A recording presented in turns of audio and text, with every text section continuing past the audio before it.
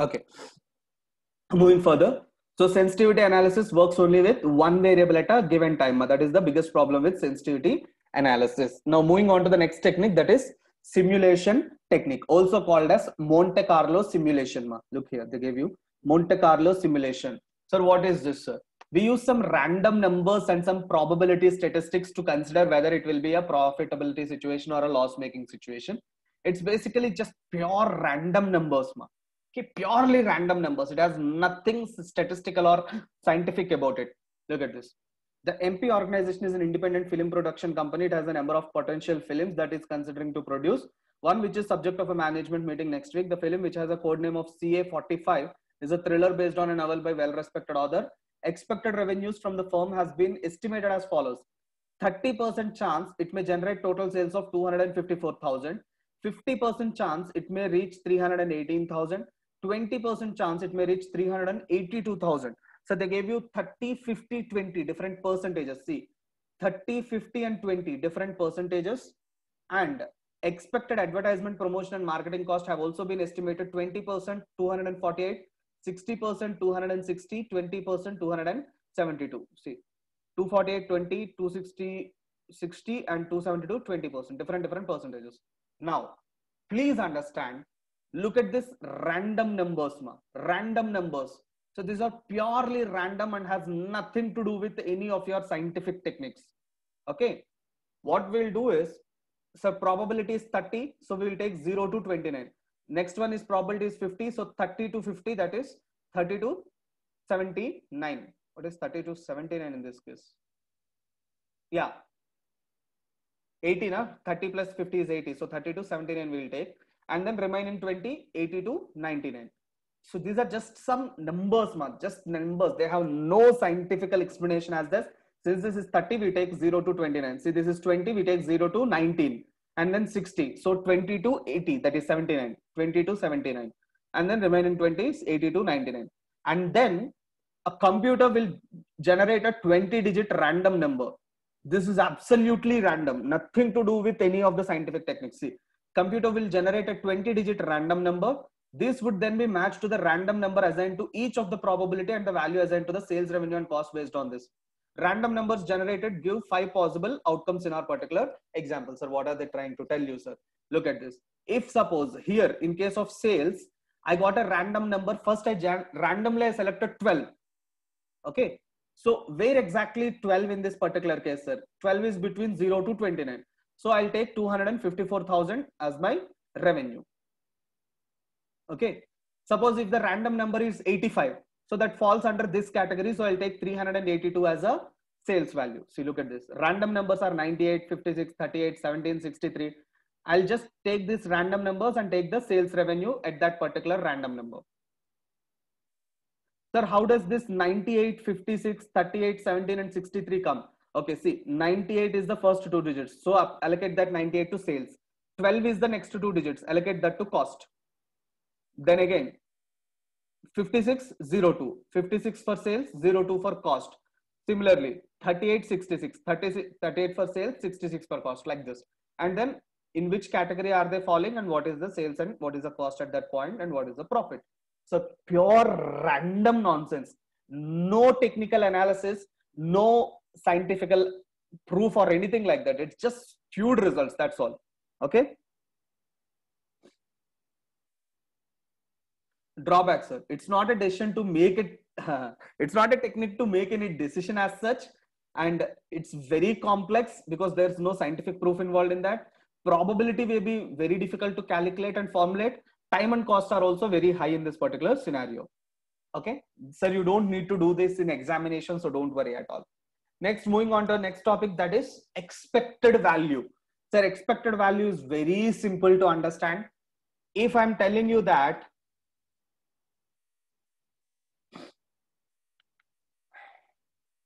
a company is starting a business and the possible outcomes, dollar profit and probability.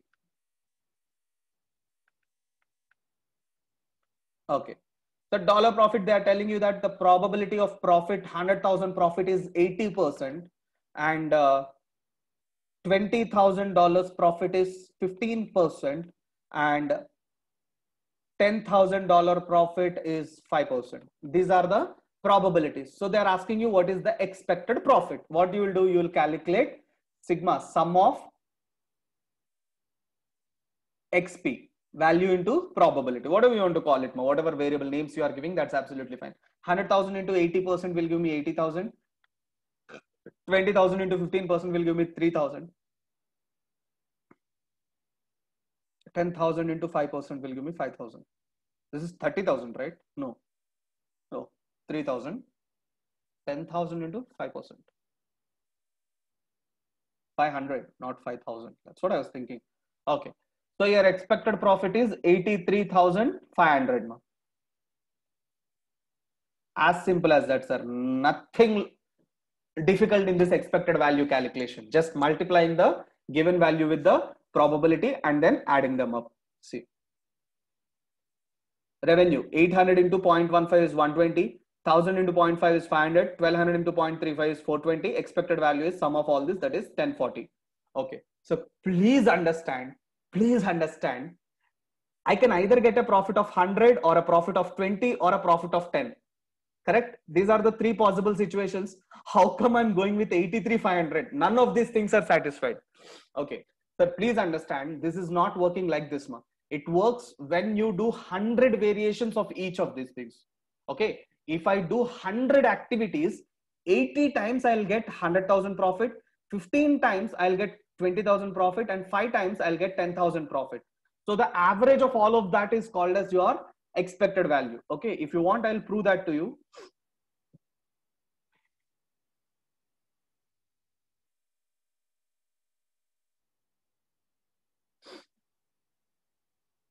Okay. So what are we saying, ma? 100 times I'll do an activity. Okay. So number, profit. Okay. Number and profit. So 1, 2, 3. How many times I'll do this? I'll do it 100 times.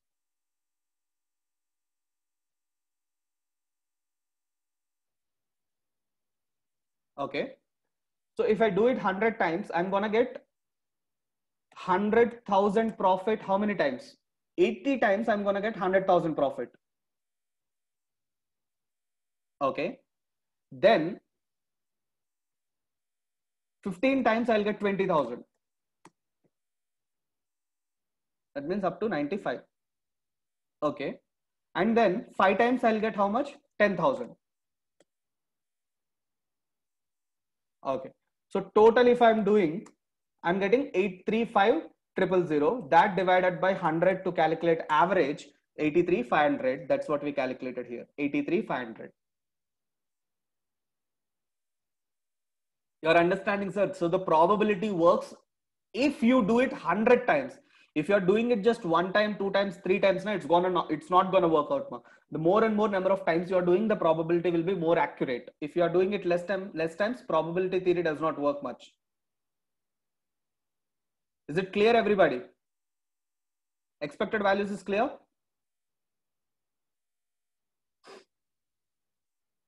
Fast, guys. Come on. We have to finish this chapter at any cost. We have only 28 minutes.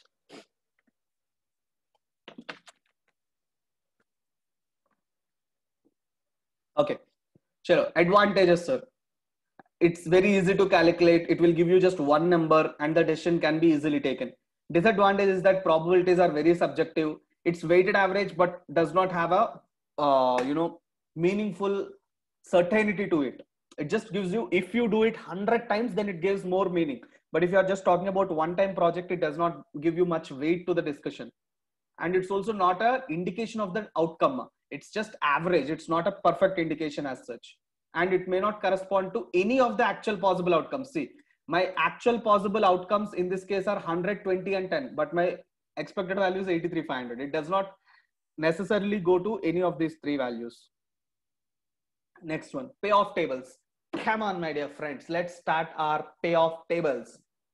Here we are going to talk about 3 different types of payoff tables, 3 different types of strategies. Okay, first let's understand what are these strategies. Then we will move on to the explanation part of that. Okay, unless you first understand what we are talking about, there is no point in doing the math. There are some stupid people who teach you like basically they, I'm so sorry, I'm being rude here, I know I'm being rude, but that's what it is. That's the honest fact. Unfortunately, when we go for training students, guest lectures and all that stuff, we figure that out. We feel that, okay, what exactly are these people doing in their regular classes? Why are they not even being having any knowledge or whatever it is? Basically very bad situation it is. They just know the math, they just know formula, they don't know what they are doing, why they are doing, how they are doing, nothing. Just step 1, step 2, step 3, that's all. God bless their souls, they'll become the future professionals and then they'll rule the market. Let's see. God bless those poor souls. Okay, so we are going to talk about 3 different strategies. What are those strategies, sir? One is called maxi max and the other one is called maxi min, and the third one is mini max. This is also called as regret, or this is also called as sore loser. Okay, sir, what are we even talking about? We are not even able to understand anything, sir. Like nothing, literally nothing. Can you explain in detail? Okay, let me tell you about 3 different strategies. What are these 3 different strategies, sir? The first strategy is called maxi max. What is maxi max, sir? If you have different probabilities or different scenarios or different options in front of you, you have 3, 4, 5 different options in front of you. Now I need to pick an option. On what basis am I picking my option? That determines one of these 3 strategies. Okay, what is maxi max strategy, sir? I'm a very uh, aggressive player. I want maximum profits. Yes, I am ready to take risk. Yes, I'm ready to take risk, but I want maximum profits. That is called maxi max strategy. This is, you need to read it as maximizing the maximum profits. Maximizing the maximum profits in each scenario. This is a very aggressive player, aggressive, and it is highly risky as well. Whereas the second strategy is where maximizing the minimum profits in each scenario. If I choose decision A, what is my minimum profit? If I choose decision B, what is my minimum profit? I would pick a option which maximizes my minimum profit. Worst case scenarios, basically minimum profits I'm going with. So this is a safe player, This is a safe player, less risky, because he is only choosing less risky project. He wants to maximize his minimum profits in each case. Whichever opportunity gives me the highest minimum profits, I'll pick that. And last one is mini max. Sir, minimize the maximum profits. Why would anybody minimize their profits? Please understand, this is the only different strategy. This is not profits, minimizing the maximum regret. That's why I highlighted it very carefully. Minimizing the maximum regret. Okay, sir, when will you have regret? When you take a wrong decision, correct? If you take a wrong decision, you'll have a regret. Arey, why did I choose this? Why did I do that? Okay, so basically this is your lost or else regrets that you are having. You want to reduce that to the lowest possible. That's why we call him as a sore loser. He's always worried about what could have happened. Okay, he's always talking about the regret that he is having, not talking about the profits that he is making. So we call him as a sore loser. So just without any numbers, did you guys understand the 3 different strategies? Maximizing the maximum profits, very aggressive player, he wants maximum profits, high risk. Maximizing the minimum profits in each case, so he's a very safe player, he wants to go with minimum profits and get the best result out of that. And minimizing the maximum regret. Everybody confirm in the chat section, is it clear?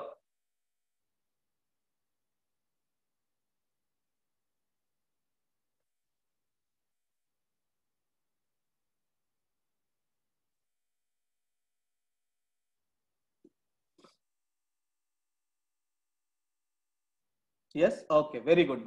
Chalo, then let's go to the payoff tables and we will do all the three scenarios one after the other and we will finish this particular topic. Okay. After this payoff tables, I guess that's the end of the discussion. That's all. Yeah. Okay.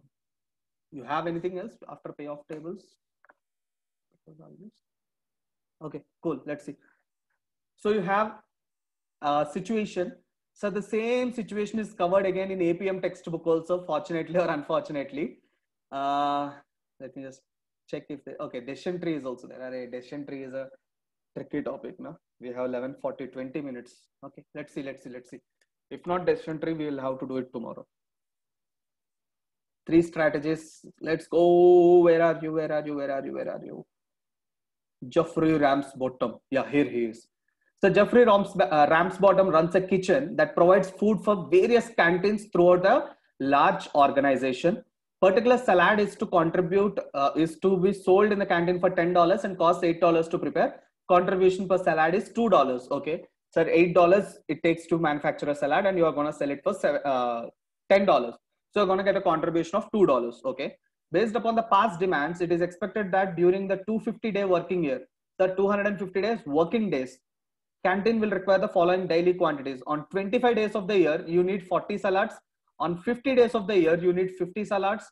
100 days of the year, you need 60 salads. And 75 days, you will need 70 salads. This is just a probability analysis. Okay. The kitchen must prepare the salad in batches of 10 meals. So salads are prepared 10 salads at the same time. You cannot do partial salads like 5 salads or 3 salads or something. Minimum 10 per batch. Staff asked you to help them decide how many salads it should supply for each day of the forthcoming year. Okay, so they're asking you, should I produce 40 salads? Should I make 50 salads? Should I make 60 salads or 70 salads on a given day? That's the question. Simple question. Today I came to the kitchen and I'm asking, sir, how many salads we should make? 40, 50, 60 or 70? That's the problem. You don't know. You don't know the demand, na? Okay, so what happens? I'll just go with 70 salads. Okay. What if the sales are only 40? Remaining 30 will be gone, na? So salads cannot be sold on the next day. Usually they expire on the same day. Assuming they expire on the same day in this particular case. Then what will happen? Your $8 of cost is lost, na? You prepared it for $8. So that 30 salads, if they are useless, if they're not sold, $8 loss will be there. 8 into 30, $340 or $240 of loss will be there. So let's see this. Constructing a payoff table. So first do a probability calculation. 25 days out of 250, 10%. 50 out of 250, 20%. 100 out of 250, 12.5. No. How much percentage is that? 100 out of 250 is 40%, approximately 40%. 75 by 250 is 30%. Huh? Okay, here 10, 20, 40, 30. Yes, very good. 10%, 20%, 40%, and 30%. So we calculated the probabilities. Okay. The demand is 40 salads, 10% probability, 50 salads, 20%, 60 salads, 40%, 70 salads, 30% probabilities. These are just probabilities. Okay. Now let's calculate the payoff table. Payoff means your net profit table. Okay. Sir, if I take the demand on the rows and if I'm taking supply on the columns. So here, if the demand is 40 salads, supply is also 40 salads. Demand is 40, supply is also 40. That means everything that I supplied is sold. And we know that contribution for each salad is 10 minus 8, $2. So if I'm having 40 salads, 10 minus 2, $2, sorry, 10 minus 8, $2 into 40, $80 will be the profit I get. Correct? Okay. Sir, I choose to supply 40 salads, but demand is 50. What will happen? Nothing. You'll say that out of stock, sir. After 40, there are nothing to sell. So you will get $80, $80, and $80. In any case, you will get only $80 if you supply 40 salads. Correct?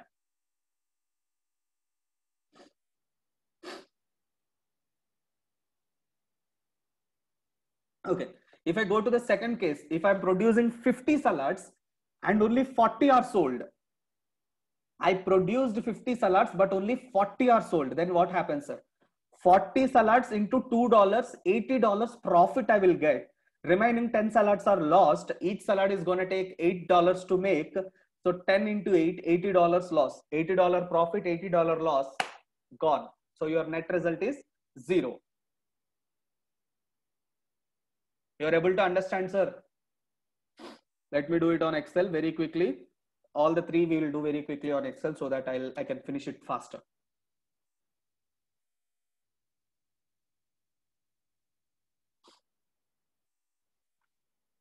Okay. So I'm going with supply on the rows. Supply, if I'm taking on the rows 40, 50, 60 and 70. If I'm going with the demand on the column, so that will be 40, 50, 60 and 70. Okay, sir, agreed. So if I'm going with supply 40, demand 40, then 40 into $8 is my profit.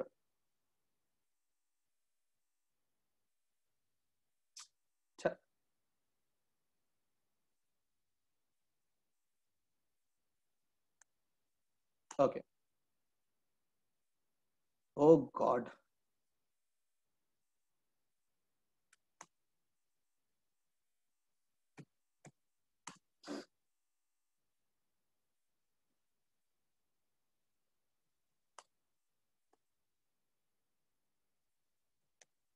Okay, so that's my profit in what the hell?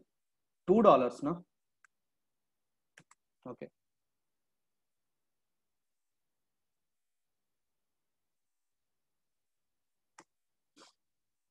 Cool. Sorry for that. And if I go with supply of 50 but demand is 40, so 40 into $2 I'll get. Okay, something nonsense is happening. 40 into $2 minus 10 into $8 more. 40 into $2 minus 10 into $8, that is 0. Okay, if I am supplying 50 and demand is 50, so it will be $2 per unit into 50 into $2, 50 into $2. That will be the contribution. If the demand is 40 but I supplied 60, then what will happen? Demand is 40, sir. Supply is 60. So 40 units, I'll get $2 minus remaining 20 units will be lost. 20 into 8 will be the loss for me, minus 80. Next one, demand is 50, supply is 60.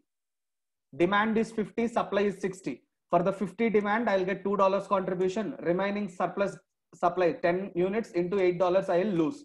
So that's 20. Okay. Demand 60, supply 60. 60 into 2. Demand 70, supply 60. 60 into 2. Right? Then 70 is the supply, demand is 40, sir. 40 into 2 minus 30 into 8. Correct? Next, demand is 50, supply is 70. So 50 into 2 minus 20 into 8. Demand 60, supply 70. 60 into 2 minus 10 into 8. 70 into 2. Everybody understood this calculations ma payoff? Please confirm. Please confirm. Did everybody understood this payoff calculation?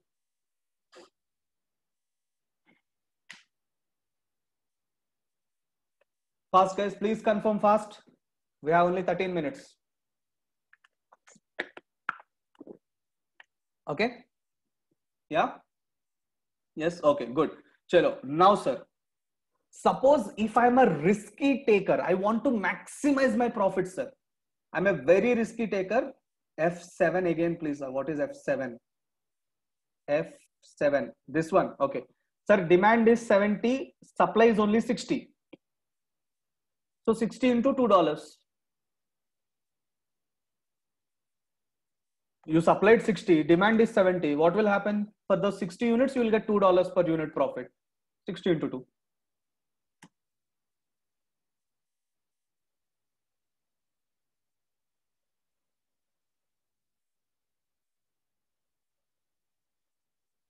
Okay, cool. Chalo, next one. If I want to go with maximizing, sir, maximizing. So what will I do? I want to know the maximum profit in each case, ma. I want to know the maximum profit that I can get in each case of supply. So if I supply 40 units, what is my maximum profit? Maximum of these 4. Okay. So if I want to maximize my profit, I would want to supply 140. I can get a maximum of 140 contribution, 140 profit if I supply 70 units. Agreed? Yes or no?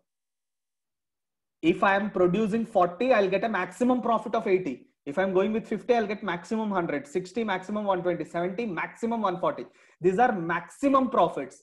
If I'm following a maxi-max strategy, I want to maximize my maximum profits. So maxi-max strategy, I'll go with 140. This is my maximum of maximums. So I'll go with 70 units more. I'll produce 70 units. But if things go bad and the demand is not there on that day, I will lose $160. I may get 140 profit, but a chance of loss of 160 is also there. Okay.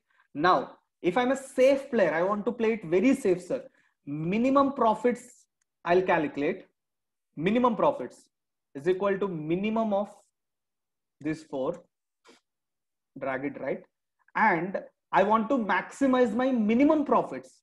So I'll produce only 40 units in this case. Sir, what will happen? You may lose some money, ma'am. You may lose on additional profits, but your minimum profits are guaranteed in this case. Maximizing the minimum profits. Minimum you will get 80 for sure. And the maximum also you'll get 80 only if you go with 40 units. But there is no risk involved in this. Very safe player, no risk involved. So he will produce 40 units. If he's a risky player, he'll produce 70. If he's a safe player, he'll produce 40. Okay. So maxi-max, he'll go with what? Is equal to maximizing the maximum profits, and maxi-min is what? Maximizing the minimum profits. This is the profit. And quantity of supply should be at that particular level. So for 140, it is 70 units. For 80, it is 40 units. Is that clear, everybody? Confirm. Kindly confirm in the chat section. Is it clear, everybody? Maxi-max and maxi-min.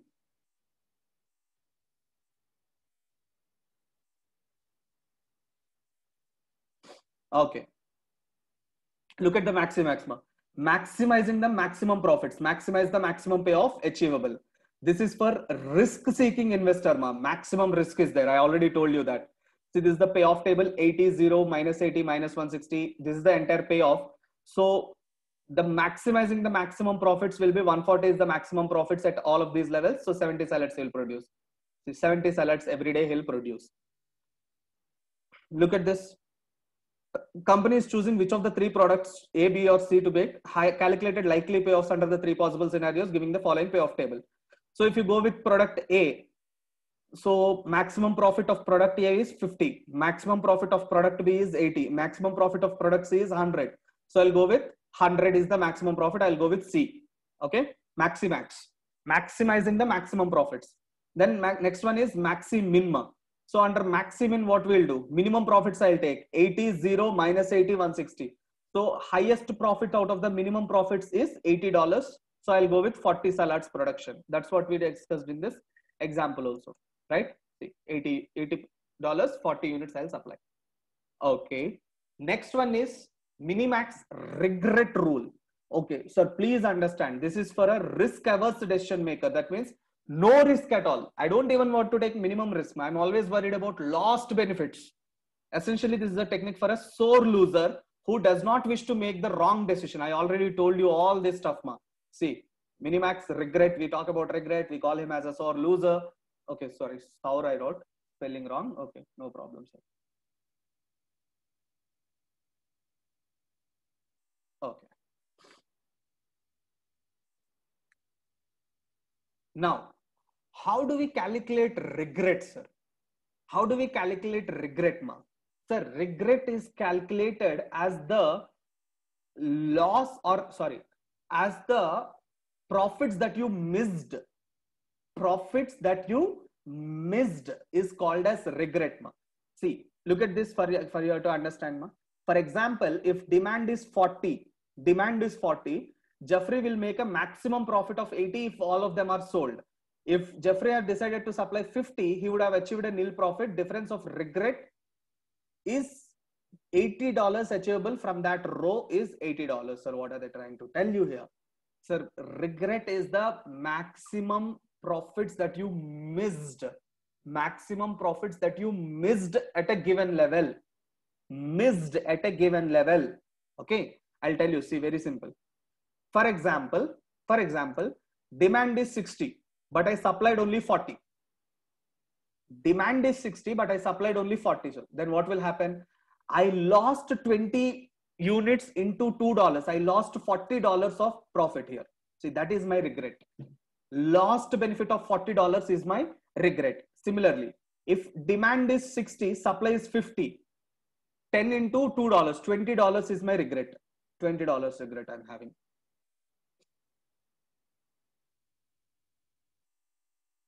You're able to understand, ma? But look at this case. Sir, demand is 40, but I supplied 70. If I choose the best decision, I would have made a profit of 80, but I'm making a loss of 160. So 80 profit, 160 loss. Total 240 is my regret. Total regret is 240 in this particular case.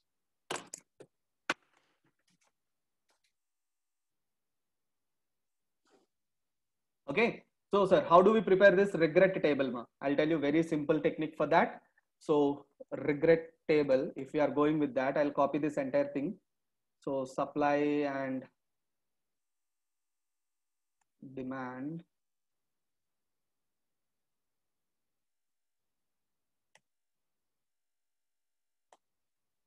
Okay. Regret table I'm preparing here. So, first what you will do is take the maximum profits at each level, ma. Max payoff at each level of demand. Each level of demand, not supply. Okay, at each level of demand, this is the maximum payoff that you can get. So the difference between the actual payoff and the maximum payoff is the regret that you will have.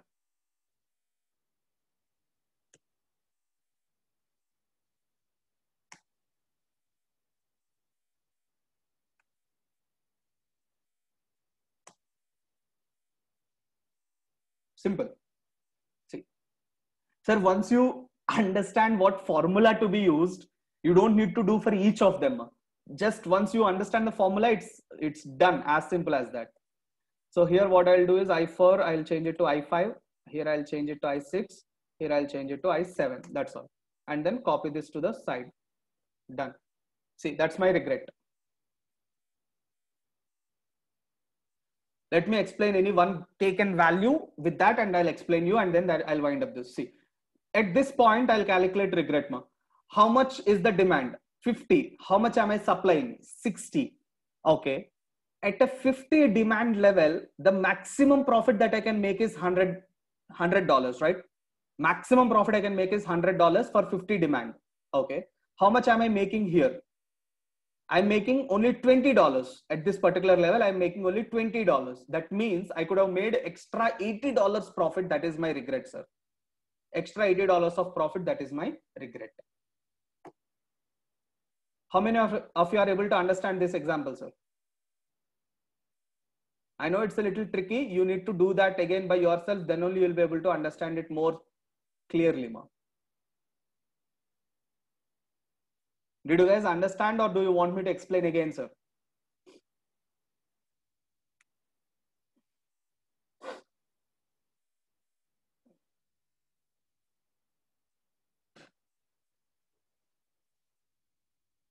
Sir, please understand, demand is market determined. Supply is what we will determine. Demand is based on market. Supply is what we can decide. So if demand is 60 and I supplied only 40, I can change my supply. I cannot change the demand. So instead of supplying 40, if I supplied 60, I could have made more profit. Okay. So supply is your variable factor here, not the demand. So that's what you need to keep in mind. Okay. Chalo. Hope everybody understood. Everybody confirmed in the chat section. So I'll move further. Chalo. So look at this regret table. For the example, if the demand is for 40 salads, we'll make a maximum profit of 80 if all of them are sold. If we decide to supply 50, we would achieve a nil profit. The difference of regret between that nil profit and maximum of 80 achievable for that row is $80. I don't know why even this ACCA people are talking about rows and columns here. Fine, no problem. Okay, we have decision tree left, ma. So decision tree is basically drawing these diagrams, and at each diagram, at each node, we call these as nodes. So at each node, I'll calculate the probable estimated value and then bring them down from each level, and I'll come to the ultimate value. And if it is a positive value, I'll accept the project. If it's a negative value, I'll reject the project, ma. As simple as that. It's basically just a tree that to be drawn, and then at each node we'll multiply with the probabilities and bring it down to the expected values. We'll do this tomorrow, no problem. And value of perfect and imperfect information is also there. Cool. Those two topics we'll do it tomorrow. It's already 11:59, so I'll wind it up for now.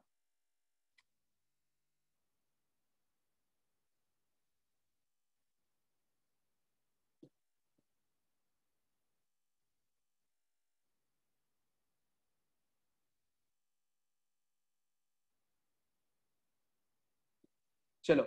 See you tomorrow, guys. Bye bye.